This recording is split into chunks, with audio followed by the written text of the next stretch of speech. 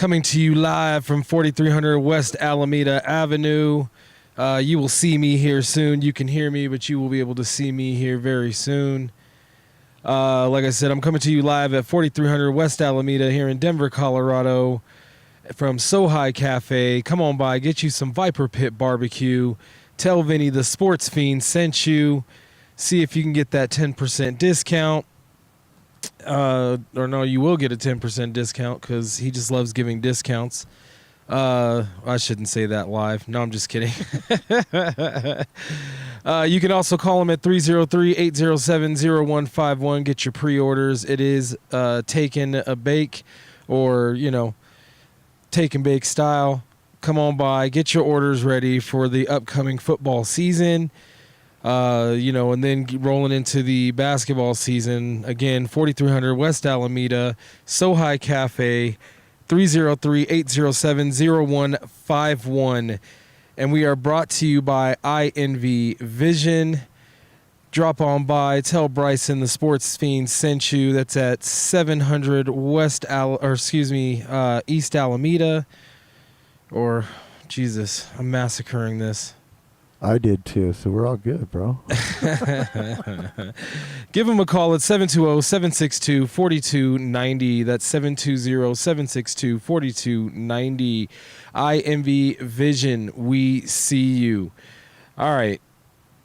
You know what? You can schedule an appointment on invvision.com. Schedule an appointment at invvision.com. Tell them the Sportz Phenz sent you. You can also tell him that I massacred everything, and he'll laugh. And then he'll hook you up. All right. So, all right, man. So the Nuggets were very, very, very, very, very, very active this offseason. Surprisingly active.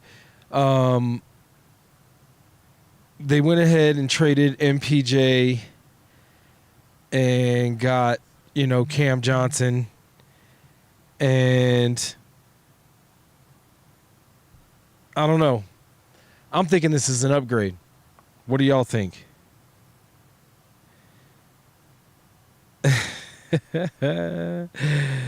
Yeah, Mark, sorry about that. You can talk to Vinny about that, bro. I was working on some stuff. He was working on something. I was deleting something. Yeah, sorry about that. We're just going to roll right through it, though. You got to roll with the punches. The show must go on, okay? So, Nuggets were hot. Nuggets, a lot of people say that the Denver Nuggets kind of won the offseason. They got all the pieces that they wanted. Cam Johnson from the Nets sending MPJ over there, and also a number one pick, which I think shocked the Denver Nuggets world, especially all of the MPJ fans. Even I thought, because him and the owner, MPJ and the owner of the Denver Nuggets, and the owner's son, I should say, the president of the Denver Nuggets, because they were so chummy and buddy-buddy, I honestly thought it might be AG that got traded out of the starting five, or even Murray. So I was even shocked that MPJ was moved. And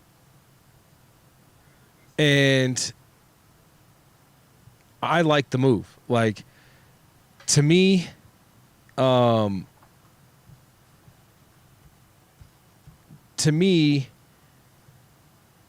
on one second here.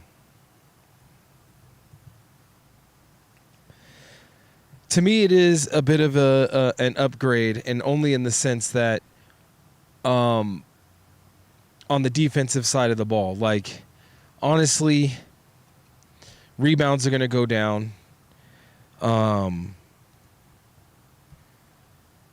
Rebounds are going to go down for the Denver Nuggets, but you know that all that means is that Jokic will probably get more rebounds. Maybe they scheme ways for the guards to get more rebounds. Because it's not like Murray and Brown can't rebound. But in this particular trade, man, so MPJ was getting, 18.2 points, 7.0, 7 rebounds, and 2.1 assists a game, okay?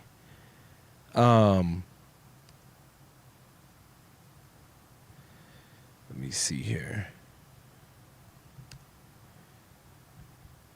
This is not my best work today. Usually I have all of this stuff ready to go. Hey, I figured out what I did wrong. That's true. That's true. That's I'll get true. it next time. Hey, the show will just keep rolling. That's for sure. We got this. Right. I forgot to bring up his stats. And now it's driving me nuts that this is what happens when you wake up late and you're behind the entire time.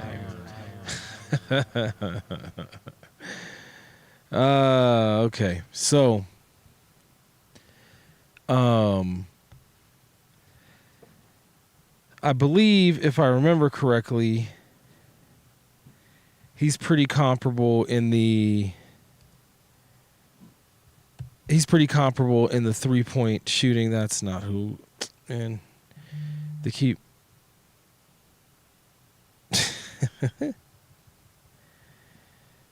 clearly put basketball.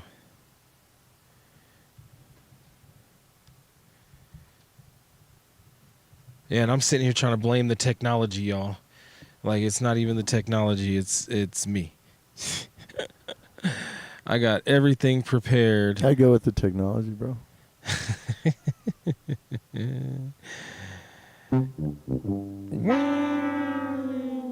Come on, man. This is driving me crazy. I'm just trying to... This happened to me the other day. I was trying to look up his stats, and it keeps sending me to the... It keeps sending me to the Cam Johnson that plays in football for the Browns, a defensive end. And this is driving me absolutely batty. Hold on a second, man. This is going...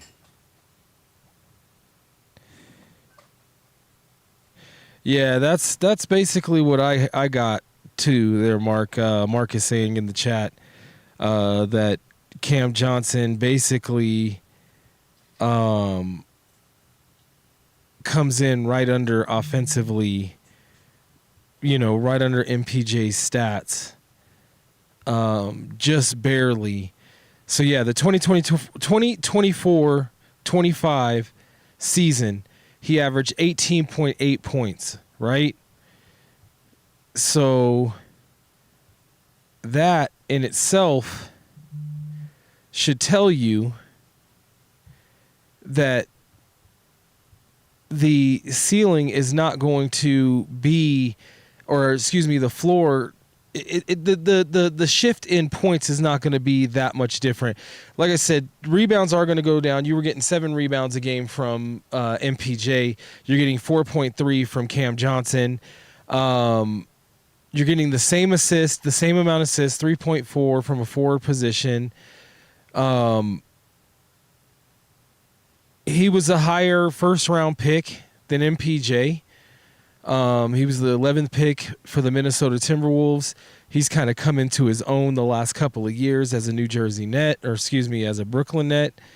Field goal percentage is a little bit down. Even though he's getting the same amount of points, he's not as efficient as MPJ. His three point is 39.0, but maybe AG could talk him into flying into Denver and getting in his gym and figuring out a way to get that percentage up to like 41%. But I still overall like the trade. Defensively, this guy is going to give you a much better presence than MPJ did. He might be a little lost at first just learning this new system for the Denver Nuggets. But for the most part, there's not gonna be a learning curve, right? Because they have a whole new head coach. There might even be some new assistants that get shuffled around and hired and let go and et cetera, et cetera. So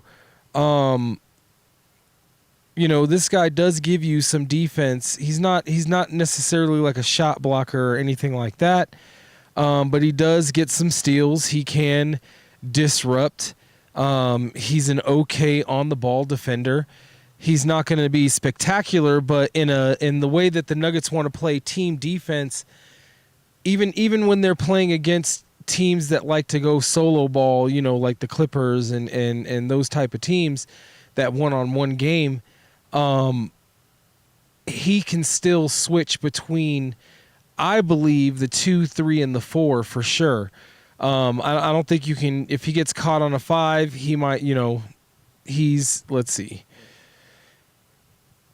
Excuse me. He is 6'8", 210 pounds. So he's a little bit even smaller than MPJ. But he knows how to use his size.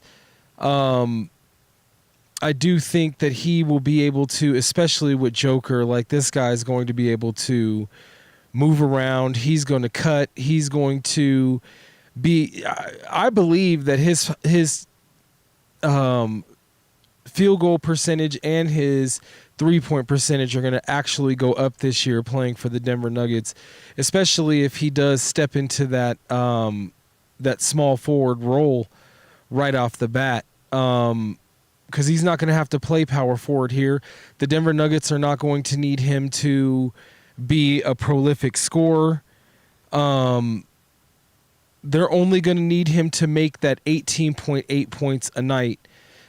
He's going to need to do it at a little bit of better click than 47.5. But when you're getting passes from the greatest passing center to ever live, it makes it a lot easier, to get a high percentage dunk or layup, especially if you're smart like this kid is.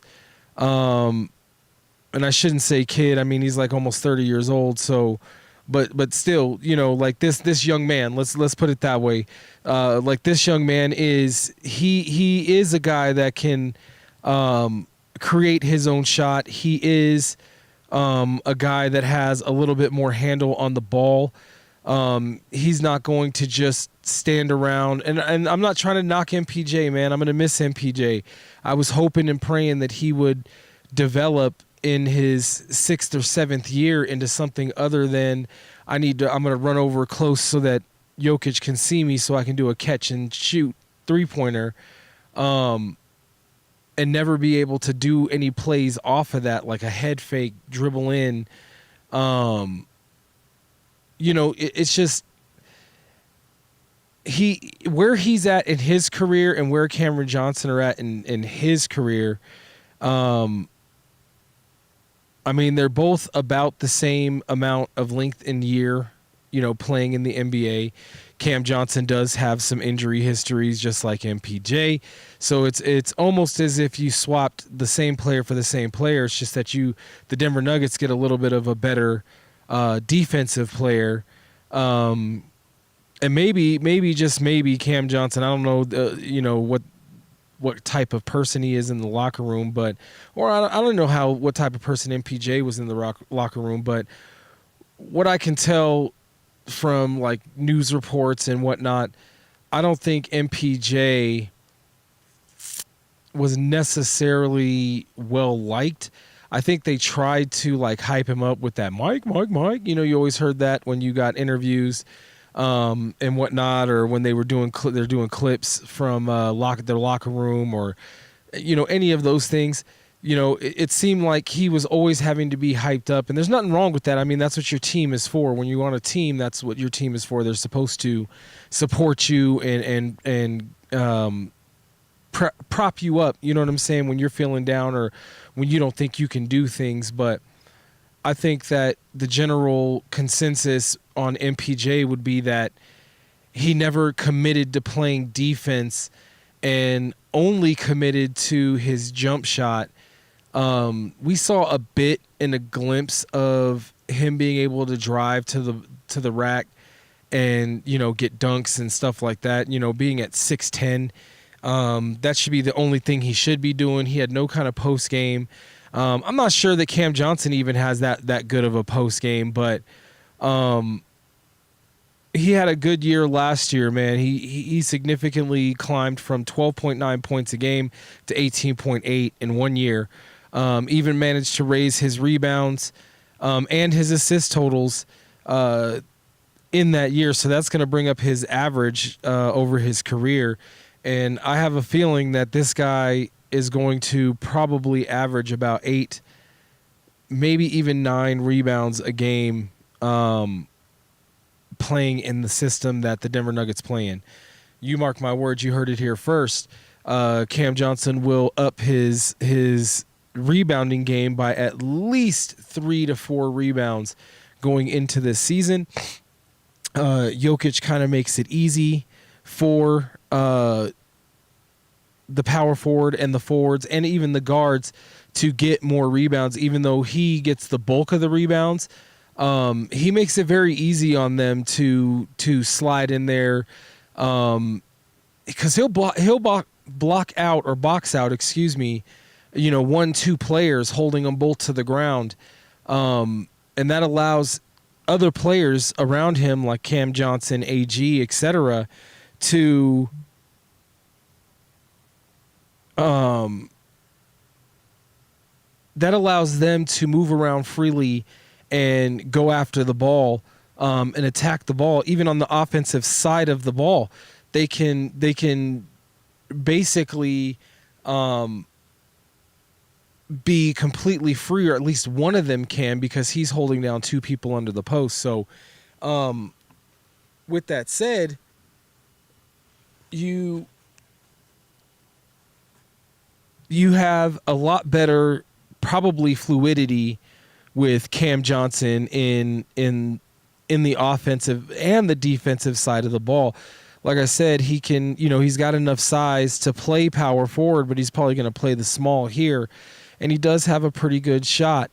And then, also the Denver Nuggets re-signed Brucey B. So I know that all of the fans out there, that have been clamoring for the Denver Nuggets to bring Bruce back, he's finally back. Now, is he going to be that Brucey B that we saw when, he was under Mike Malone? And, because Mike Malone's not the coach here. It's a different coach. Although it is a Michael Malone disciple, I have a feeling that Adelman is going to be his own man. I think he is going to implement some stuff that is going to be very similar to Mike Malone, but not exactly the same. I think you are going to see some nuances or some differences. So having Brucey B come back to Denver is a breath of fresh air. I mean, that gives you some spunk off the bench. He definitely, no matter what, he's going to fit in Adelman's offense, because Adelman was the offensive specialist or was he the defensive specialist? Well, either way, he's going to be able to adapt to at least most of what Adelman is going to try to implement. I think that most of the players are, especially the ones that have been playing played through the playoffs last year, because to get to where they did with the adversity that they had to go through, I don't think people give the Denver Nuggets players enough credit for last season's run, man. To have your GM and your coach, who coached you to an NBA championship, 2 years ago, are both fired, and you still have to finish out the season, and then not only finish out the season, but you have to play playoff games. And with those distractions and who's going to be the GM, who's going to be the head coach, you have an interim head coach. Are you going to keep the coaching staff, the entire coaching staff on staff? Are you going to outsource your all of these things are circling the Denver Nuggets, and yet they were still able to take the hottest team. Okay, the hottest team going into the playoffs was the Clippers, and they had to play them in the first round, take them to Game 7, win it, right? Go to OKC, right? Into OKC, and take them, the champions of this year, to 7 games.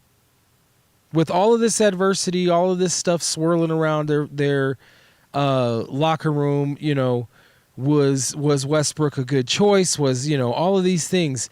Can Christian Brown actually, become an elite scorer or at least become a threat on the offensive side? All of these things are swirling around the Denver Nuggets, and yet they pulled it together. They proved that all of those things and more. They did. They proved everything and more going in to the season or going into the playoffs.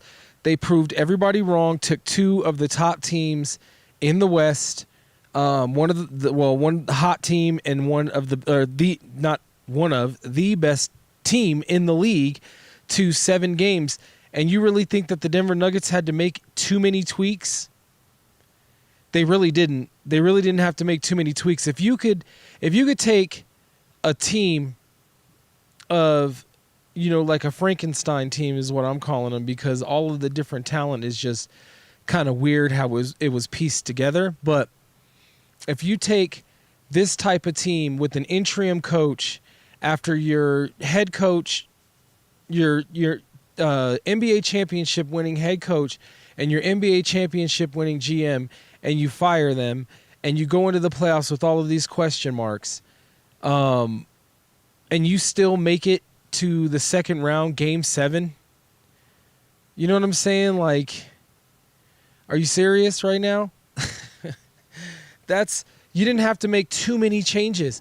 They did need to make some changes, and they made some changes. Michael Porter Jr. tends to fade in the spotlight, man. Granted, the young man has a lot of things going on in his personal life. I get it. We all do, but the rest of the world has to deal with their personal problems and still go to work and execute at a high rate and efficiency. Otherwise, you lose your job. And he couldn't do that, especially in the playoff atmosphere. He could not do that. It seemed like he would fade, he would flounder, and he would, I don't know. Call me out if I'm wrong. I'm not an MPJ hater. I actually wanted them to be able to keep this core together if they could, but there's just no way. There's no way you can have depth and keep all of these top tier players on your starting 5, man. There's no way. And Jamal, they just re-signed, as I've said so many times in this show. So it was going to be very hard for them to move him on his new contract kicking in this year. Brown, why would you trade him? He's still on his rookie deal. And he's got one more year to prove it on the offensive end. He's a top tier defender, and he's going to be, and I would still argue that CB should have been most improved player last year. But the bottom line is he wasn't most improved. He was very improved, but it looks like I've seen some pictures on, the gram and all over the interwebs that, he looks like he's getting in shape. He's working on his shot. He's even gotten rid of the curly locks that he constantly has to keep brushing out of his face. He's got his haircut. He looks very locked in, and I can appreciate that. So I'm looking forward to see what CB comes out with next year. But back to Brucey B, having him come off the bench, if he's going to come back and be that spark plug and be able to just score at will off the bench, plus be a pest on the defensive side of the ball, that's going to be awesome, especially with the Denver Nuggets being able to get Valanciunas. Now, I know. You're going to say, well, Valanciunas is talking about going to Europe. Well, that's the reason why there's contract laws, ladies and gentlemen. I do not think that the Denver Nuggets are just going to let that slide. And even if they do have to allow him to go over there and play, he is going to get fined from the NBA. His NBA career is essentially over. He will have to continue his play overseas for the rest of his natural basketball life. And if he's cool with that, then so be it. He's missing out on a great opportunity to win a championship, man, and learn how to, play the center position from the best center that is probably ever going to play the game, or at least for this generation. I get it though, man. You're a starting center, and now you've been traded to be a backup center to Nikola Jokic. That can sting a little bit to the ego. I get it. Valanciunas is not a pushover. He could be a starter on any team in the league, honestly, that doesn't have a center, except for like the Spurs and, Denver, etc., Minnesota. You know what I mean? Like teams that already have a top tier center. Any other team, though, if Denver didn't have Jokic, you would take Valanciunas like you really would as your starting center. The guy can score. He's not completely dependent upon the other four players. He can create his own shot if you can get it to him in the high or the low block. He is going to get you, 9+ rebounds a game. He can also pass the ball from the low post. He is not as good as Jokic. He doesn't have Jokic's vision. I mean, obviously, who does? Jokic is a savant, so you don't expect him to have his type of vision, but he does have enough vision and can make passes, crisp passes to those cutting, those baseline dunker roll type passes to P-Watt or Strother, or when they've got a starter out there with the team, like who am I trying to think of? Murray or CB. Those guys that like to cut like that, he's going to be able to get you that ball. Not as a high click. He's not going to get you, a double-double with assists, but he'll give you 4 good assists a game that you need off the bench, because those assists, those are points. So those are either 2 or 3 points extra that you get just based off of him being able to make those passes. Plus you're going to get, I believe he's about a 12-point a game. 12-point a game player, give or take. I do believe that's about what he gets. So if you get, if you're getting 12 points, okay, so career he's getting 13.1. Last year he played 81 games, man. I mean, that's what's the best ability? Availability, right? But you're getting 10.4 points, 7.7 rebounds, so that's almost 8 rebounds. And then I was wrong on the assists. He's getting about 2 assists, but that's still, that's points right there. That's points. His field goal percentage, he's at 55%. He's not going to shoot the 3 all that great. He's a 34.1% three-point shooter overall. But what he does do is he makes his free throws, man. And no disrespect to DeAndre Jordan, much love. Thank you for everything you've done here. But that's definitively what the Denver Nuggets need, is players that can make free throws off, that are coming off the bench, especially the backup center. We don't need that hack-a-Shaq or hack-a-Jordan implemented on any players that, any players whatsoever being honed in on for the Denver Nuggets. They don't need that. Valanciunas is a little undersized than Jokic to a certain extent. But the one thing I like about Valanciunas, man, is he is one of those centers that gives Jokic a problem. Like, he really is. There's a center that plays for, I'm trying to think of his name, plays for the Clippers. He's another one that gives Jokic problems. They don't slow him down. They don't stop him or nothing like that. Don't get my words all twisted. I'm not saying that they shut Jokic down or anything of that nature, but they play him tough and they make Jokic think. If you think for a second that Jokic isn't, being consulted about a lot of these players and who he'd want to play with, or hasn't been consulted, you've probably had a brain injury, I know that there's a lot of teams that don't give input or allow their stars to give input, but I think that if there's players that Jokic is saying, like, we should try to get this guy if we can, and if the Denver Nuggets can, they're going to go out and get him. Trading Saric, because Saric doesn't really fit in what the Denver Nuggets are trying to do, even though I thought he was that type of player. It's not that different of a system from Golden State.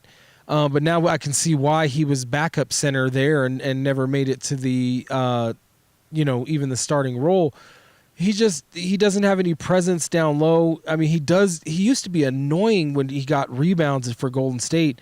He used to drive me crazy. He's like a gnat when he played for Golden State. He would always get offensive rebounds and then be getting those second chance points, and that would drive me nuts because it's like, man, I want that guy on my team. And then when we had him on our team, he didn't do that. So I think trading him for Valanciunas was a good call, except for Valanciunas now is trying to work his way out of Denver, and I just think that's a big mistake for him. I really think he could grow and thrive here in Denver, playing behind Jokic, only needing to play. I think in the first third of the year, maybe he's playing 25 minutes, sometimes 30 minutes if the Nuggets are blowing out, 30, 35 minutes if the Nuggets are blowing out the other team.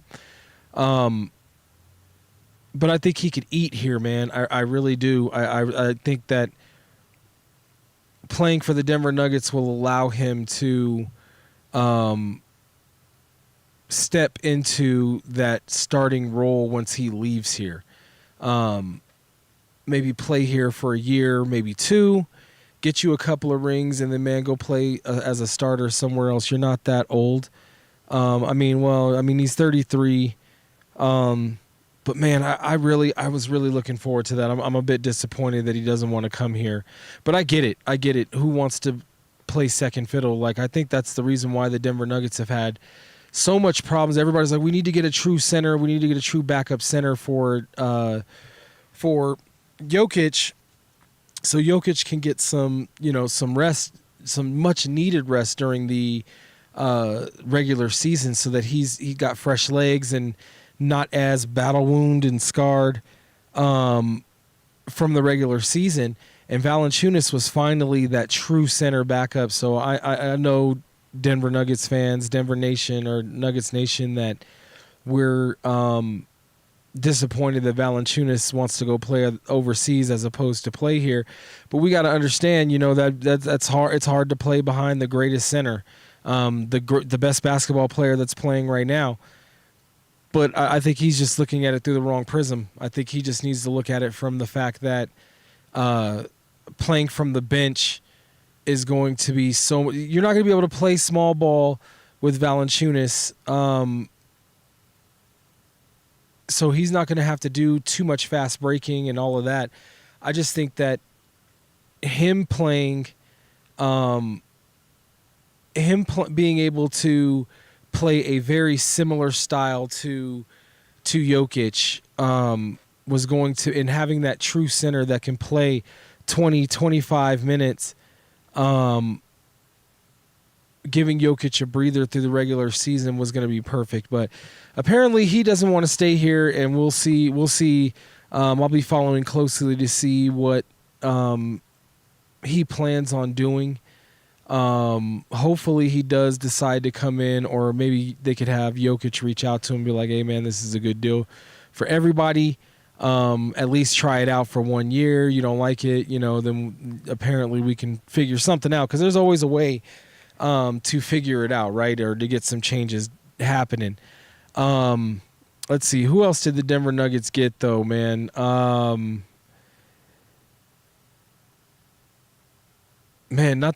Just one last final thought on Valanciunas. I think a lot of people forget that. Yeah, he's 33 years old, but this man was a 5th overall pick in 2011. So take that for what it's worth. That's your backup center.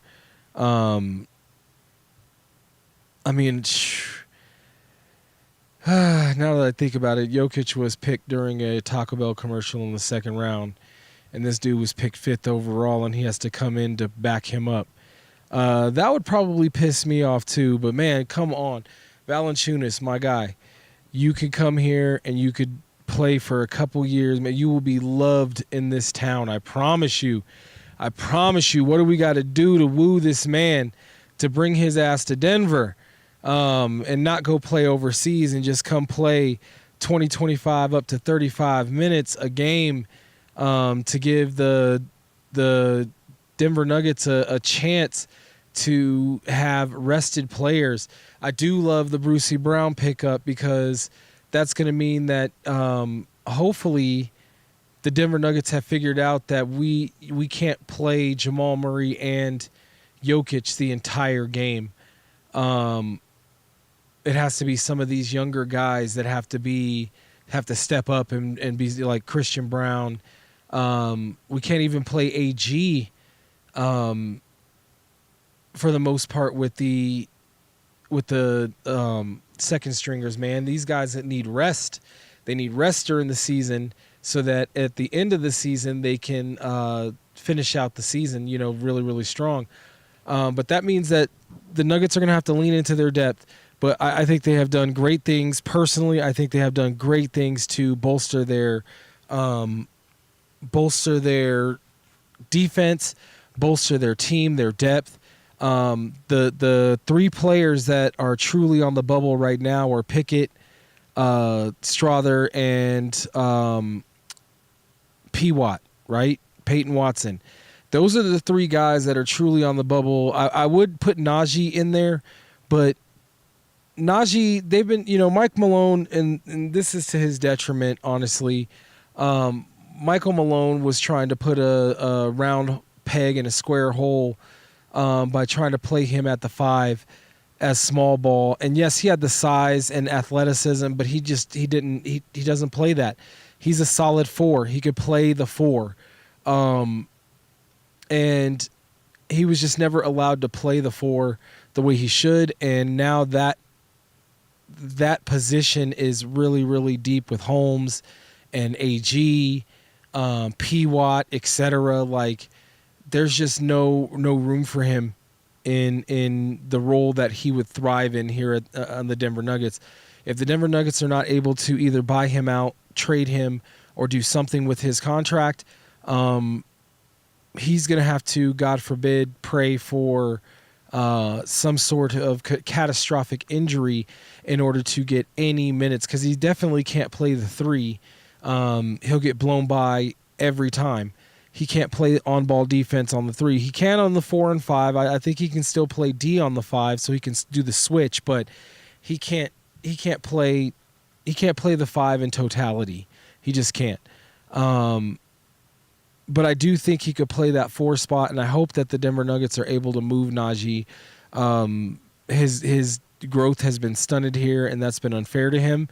Now, granted, to a certain extent, he hasn't been able to pick that up either, pick up the center position, or maybe he wasn't putting in enough effort. I don't know.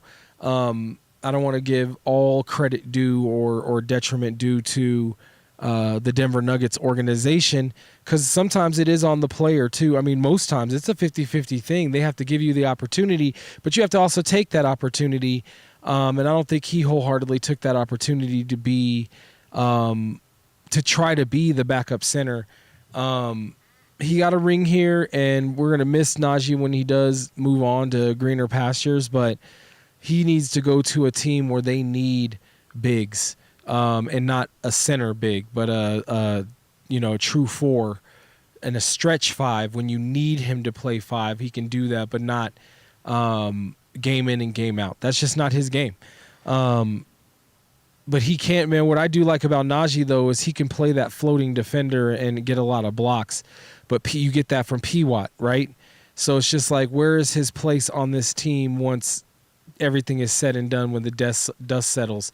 Now, if there's a chance that Valanciunas does have to, get to go to Europe and doesn't play for the Denver Nuggets, and they're just going to fine him, et cetera, that opens the door for Najee to if DeRon Holmes if Holmes decides, or if the Denver Nuggets decide that Holmes is going to play the backup 5, that gives him opportunity to step into that 4 role, especially if Strother and if Strother's playing the 2, you got Pickett backing up Murray, and then you have Brucey B backing up Cam Johnson, right? So that gives him opportunity. That gives him opportunity to step up and step in that particular role. We'll see, man. We'll see. What do you guys think? Hit me up in the chat. Don't forget to follow me on social media on Facebook. We're on all your social medias. I will be setting up an IG here soon, hopefully. Single dad, work a lot, you know what I'm saying? But I know how to get it done, and I will get it done. But follow us on YouTube follow me on YouTube at Sportz Phenz. Don't forget to like and subscribe this video. I think the Denver Nuggets kind of did win the day when it came to the offseason. This is about the first time that I've ever seen them kind of go out and get guys. You know what I'm saying? Like, they didn't go out and make big splashes. They didn't make any. I mean, Valanciunas was a pretty big. That was going to be a big deal of trading Saric away for Valanciunas and having a true backup center. That was the biggest deal. That was my favorite trade. I was just like, oh man, I loved the MPJ trade only to the fact that you get a guy that's a little bit younger, and you don't lose too much, but you gain a whole lot. There's a more of a ceiling, in my humble opinion. But when it comes to all the other acquisitions and whatnot, there was not any big splash. And I know that MPJ trade kind of hurt a little bit because it feels like the Denver Nuggets had to give up more just to get rid of or to move on from MPJ. And you'd be right, because that's exactly what they had to do. They had to give up more than what they wanted to just to move on from his contract. Because I hate to say it, ladies and gentlemen, that are big time MPJ fans, and I'm an MPJ fan too. I'm more loyal to the soil when it comes to the team as opposed to the name on the back of the jersey, but I digress on that. But he has not lived up to that pay that he's been getting, man. He has not lived up to. He's kind of been coasting a little bit, and now he's going to a team where he's going to have to be the man, and I hope he will be. I hope he steps up for the Nets. I hope he steps up in Brooklyn. I hope they do not eat him alive in Brooklyn, because he's got a bit of a soft ego, man. Not gonna lie, I'm not even gonna sugarcoat it. He does have a bit of a soft ego. He's a bit soft when it comes to that, man. I mean, he's arrogant. But he there's a chink in the armor for sure. We'll see how well he adapts to being the number one guy that he wanted to be here, that he felt like he should be here. And you could just kind of tell. I watch basketball as if I'm reading a book most games. And you could just tell this character in this book was disinterested in what the Denver Nuggets needed him to do. He could have easily been a double-double guy every night in and night out. He could have been a double-double guy. Was he that? No, he wasn't. He could easily be, off-ball shot blocker. Easily could be that. Get you 2 or 3 block shots a game. Did he do that? No. And but he was getting paid. He was getting paid like he was doing all of those things, and he wasn't doing any of those things. So thank you, MPJ, for the 6-7 years that you gave the Denver Nuggets. But it is time for the Denver Nuggets to move on, and I truly believe that I truly do believe that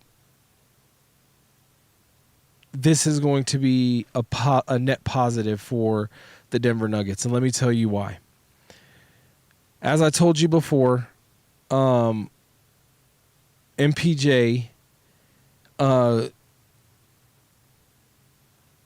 a little bit better field goal percentage-wise shooter than who they traded him for. But he did. I mean, it's 18 points. The assists are a wash. But what I didn't realize is that MPJ only had a 39.5 three-point percentage last year. So, I mean, it's literally comparable. It's going to be a net positive for the Denver Nuggets. The Denver Nuggets got extra deep, and I'm just hoping that Valanciunas has a change of heart and changes his mind, and he does decide to come play in Denver. Okay, so last but not least on the agenda for today, LBJ has been swirled around in trade rumors. And I'm just, he did pick up, I was talking about it a couple weeks ago. Why did he pick up his option? I think now I know why. I think he doesn't want to have to test the free agency waters and possibly be underpaid,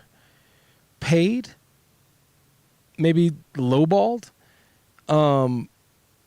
Because I said it and I knew it, and I think we all knew that the minute he signed his player option, they were going to figure out a way to trade him. Right? There's no way they'd be able to get any depth or make any moves or do anything, re-sign Austin Reeves, do any of these things. And all of these things about Austin Reeves and Luka Doncic don't get along, et cetera, et cetera. I don't think it has anything to do with Luka. I think it all swirls around Mr. LBJ. And don't get me wrong, I'm not a LeBron James hater. I'm really not. He's still one of the greatest that this game has ever seen. But why did he sign that knowing that the Lakers were going to trade him away or attempt to trade him away? It could even be to the Nets. They're the only I would not be surprised if it was LeBron James and MPJ next year for the Brooklyn Nets. Don't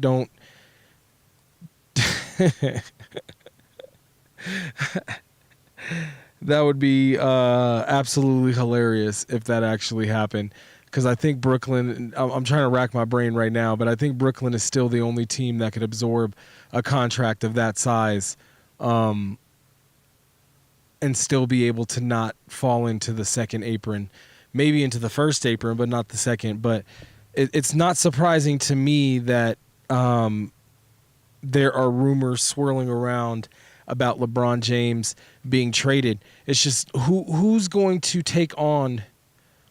I definitively, as if I'm putting my GM hat on for the Denver Nuggets, I definitively do not want to trade away the farm for some magic beans. I don't want that. Is he still playing at a high level? Yes, but what would you have to give up to the Lakers, who are now going to be able to beat you because you just gave them all of your up-and-coming players? You would have to give them your depth to take him on. I wouldn't want that for the Denver Nuggets. But what other team is available that, I know Milwaukee would be a dance partner, but can Milwaukee clear enough cap space with the swap of Giannis and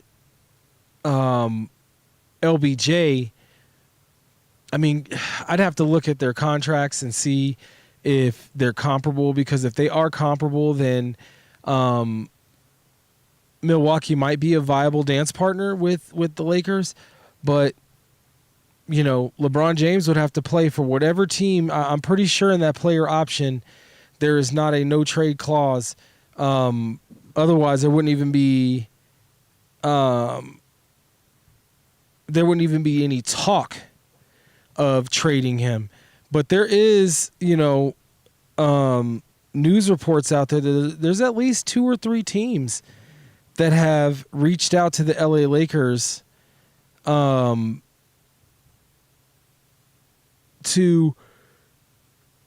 excuse me to see thank you, sir, to see if LeBron is available, because the Lakers are still going to be hamstringed no matter what they do right now. They are not going to be able to make any real moves with him signing that. Having that put them damn near, they should be really, really close to that second apron, man. They may have some options to I'm trying to think of the waiver options and all of that. We'll see. I don't look into the Lakers all that much. I don't know exactly what they've got in the bag or what they plan on doing, but man, they're going to be hamstringed. As far as from the outside looking in, it looks like they're going to be hamstringed, at least for this season. Because this season, unless they trade LeBron away, it is going to be the Luka and LeBron show. And that is all that they are going to have, because I think if you keep LeBron on this team, I think Austin Reeves is gone.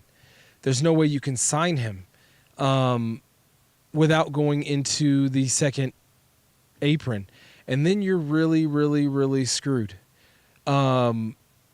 This is a funny kind of limbo game that they have going on in LA.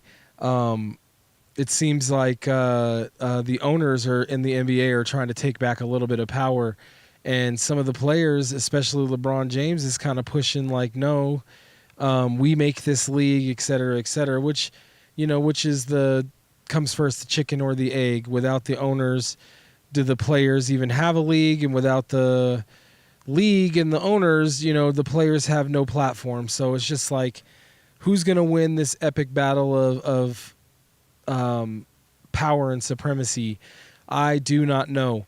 But what I do know is it needs to be just even and fairly distributed. The players should have enough voice to where they can't be forced into stuff that they don't want to do, and the ownership should be able to have as much control as they need to have over their organizations in order to operate properly and profit off of their business, off of their investment, right? That is the way business works, ladies and gentlemen. It's not brain surgery. Like, you want to profit off of your investment. I don't know anybody who wants to put money into something and then lose it. You show me anywhere in business or anywhere in the world. I don't care if you broke or then broke. Would you want to put your money, if your last $5 you had, you wanted to put it into something, and you were just going to lose that $5 without making any profit whatsoever off of it, would you do that? Probably not. Unless there was a risk of you making a profit, right? Right? You're taking a risk. You want to make sure that you profit off of that. But if you were just going into it knowing that you were going to lose money, that's just stupid. I don't know who would do that. Do you, Vinny? Would you do that, Vinny? I don't have that kind of money. Yeah, me neither. Me neither. If I'm down to my last $5, man, I want to make sure that goes to something important. Something that I'm going to have a return on, right? 3.5. I'm going to want to make sure that money makes me something, or feeds me, or does something for me, gets me from point A to point B a hell of a lot faster than walking. I want to make sure that last $5, that last $10 does something for me. And I think that that's fair in business. You want to make a profit. I don't think you should gorge or make a profit to the point where you're, and I'm not trying to get into a fiscal argument here, but I do not believe that you should be able to just employ people under a poverty line and just make profit upon profit upon profit. And I know that a lot of corporations do that. But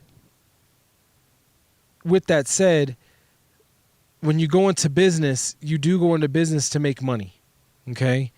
When you the NBA, the NFL, the MLB, the NHL, all of these places or all of these leagues are businesses, and they go into this wanting to make money just like the players. Yes, the players get the notoriety, the players sell the tickets, but the players, before they get into the league, are not millionaires and billionaires, or at least not yet. With these NIL deals and stuff, that could start changing rather quickly, which is fine. But right now, as of right now, when you step into the NBA, you step into the NFL, etc., you are stepping in there with the least amount of money. And the owners are the ones signing the paychecks for multiple millionaires. Think about that for a second. They're signing the checks for multiple millionaires, not just you and your millions that is helping you buy a house and a home and provide for your family, but for 52 in basketball, 15, and in hockey, I think they have about 15 or 20 players on their bench, etc. So, they're paying all of those salaries. So yeah, they're going to want to profit. They're going to want to make a little bit of money when they're paying all of that salary. And yes, you have owners like the Mumfords here in Denver that profit off of just BS. You get that sometimes. You get that. Sometimes corporate greed can consume and take over. And the Mumfords here that own the Colorado Rockies here in Denver, they're astute businessmen. They're very smart they make money. They make money. The baseball team doesn't really make all that much money, but they make money off of Coors Field, my guy. They make money off of Coors Field, especially when you bring in the Dodgers, you bring in the Giants, you bring in all of these teams from all over the country where people moved here from. And these people want to go. Colorado's beautiful in this time of year. You know what I'm saying? Sitting out at the ballpark, drinking a beer, especially when it's a dusk or a night game, man, there's nothing better. There really is nothing better than doing that here. And they profit off of that. They really do. Concerts, corporate events, they profit off of Coors Field, and that's not going to change. So there needs to be an even balance. There needs to be an even balance where players are getting paid what they should be getting paid so that they can set up their families and their generational wealth for the rest of their lives. And the ownership that invests the money before the player even gets there should be able to make their money, their money back and then some. So with that said, I will be back next year. Just kidding. Next week. At 2 p.m., same time, same channel. We will be missing a couple of weeks next week, but I'll mention that next week because I'm out of time today. But thank you for tuning in. Don't forget to like and subscribe. Come on by 4300 West Alameda if you want to watch the show live and get you some barbecue. Holla at your boy. We will see you next week. Deuces.